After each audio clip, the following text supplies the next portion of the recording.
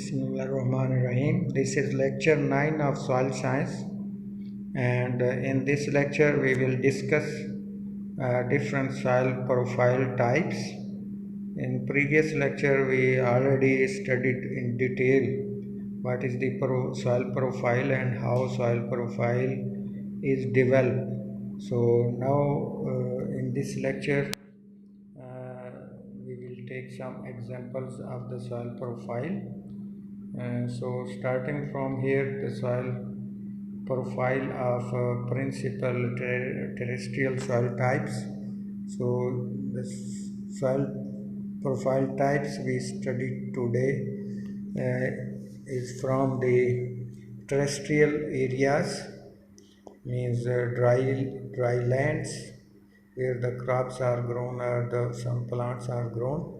Here on the right side there is a soil profile of desert soil. In the desert areas we have a climate that is almost hot and dry climate. Hot and dry climate, we have the soil profile of this type. We can observe the vegetation like the cactus over there, the plant which grow in the dry lands where the water availability is scarce. If we study the soil profile, some characteristics are very common in these areas, like the mosaic of the closely packed pebbles or the boulders. So on the surface just below the grasses or the plants, there is a layer of a mosaic of the closely packed pebbles and boulders over there. Then we can observe some weak humus mineral mixture is there.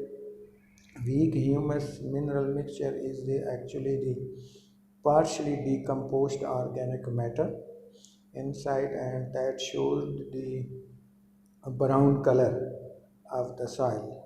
Then below that layer there is a dry brown to reddish brown with variable accumulations of the clay and calcium, and then carbonate and soluble salts are present.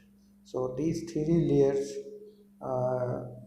mineral layer with the different chemicals, then the layer of the weak humus, and also the layer of the pebbles and boulders. These three horizons or the layers are common in desert soil if the climate is hot and dry.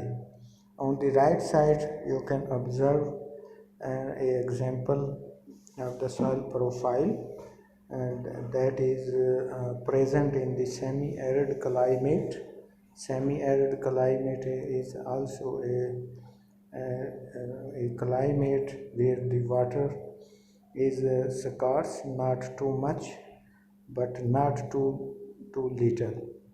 So there we can observe the grassland soil, and grassland soil on the surface you can notice these some grasses are grown over there due to the presence of some rainfall water. And if we study the soil profile of these areas, we can notice uh, two characteristics as a major indication or major properties of the soil. The upper horizon is alkaline or the dark and rich in humus. So that is the color of the horizon or the layer is dark because of the presence of the organic matter or the humus over there. Then below we have the clay and calcium compounds which are present, which are showing the a little lighter color of the soil. So these two characteristics are common in grassland soils where the climate is semi-arid climate. Okay, next we have example from tropical rainforest soil. Tropical rainforest soil where the climate is humid and tropical climate. Tropical climate means the temperature is usually high. It is not the temperate one, it is tropical on both sides of the equator. Yeah. And mostly the rainy climate is there, and rainy due to rains, humidity is high, and that characterize the humid and high temperature climate. And we can expect when the water is present and temperature is okay, we can expect the big vegetations over there. We can expect the fresh type of vegetations over there. So if we study the soil profile, on the surface of the land we can observe different trees, big trees, and below the vegetation inside the soil we have the layer of acidic light colored humus.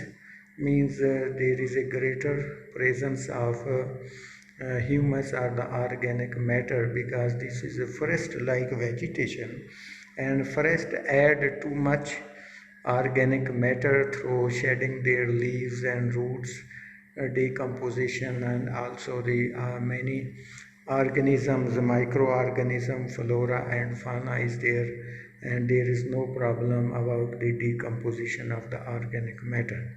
So then we have the layer of iron and aluminium compounds that is mixed with the soil particles, like the clay particles, the mixed up. So acidic light colored humus, why the color of the humus here is light, because there is a greater quantity of the rainfall over there, and due to that rainfall the upper layers of the soil are washed, and due to the greater composition, thus organic matter is decomposed into smaller particles, and these particles are flow dissolves in the water and then leach down to the below layers. So this is the characteristics in the tropical rainforest soil. Then there is example from the deciduous forest soil. Deciduous forest soil is humid or mild climate. The temperature is mild, not too high, but humidity is high.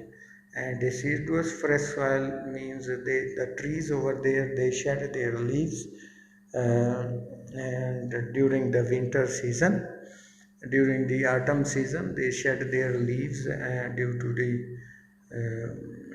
the senescence, process of senescence, and that shedding of the leaves, that litter material is added into the soil, and decomposition, as a result of decomposition that becomes the part of the soil and add too much organic matter to the soil.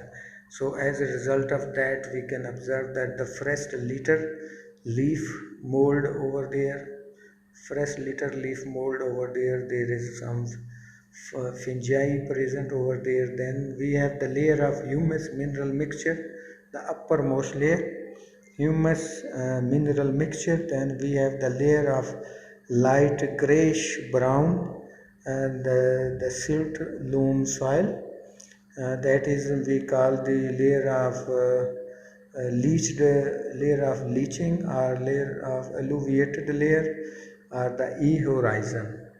Then we have the dark brown firm clay, dark brown firm clay, that is the layer alluviated layer, the subsoil layer that has the dark color.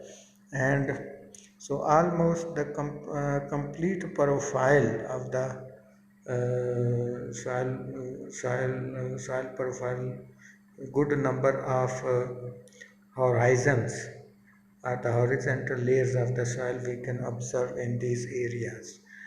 This is because of the good weather conditions, humidity, and good precipitation over there, and also temperature is favorable, and there is a presence of the vegetation. So wherever the vegetation is present, there we can guess a mature soil over there with good number of soil horizons. Okay, the next example is from humid cold climate, that may be the temperate climate, and we call the coniferous forest soil. Coniferous forest soil has special kind of nature and special kind of characteristics. On the surface we can observe the coniferous trees like the pinus trees over there, and on the surface we can observe the acid litter and the humus present over there, and then we have the layer light colored and acidic layer is there, that may be the leached layer, and then we have the humus and iron and aluminium compounds inside the soil profile. So different soil profile is present over there, which we can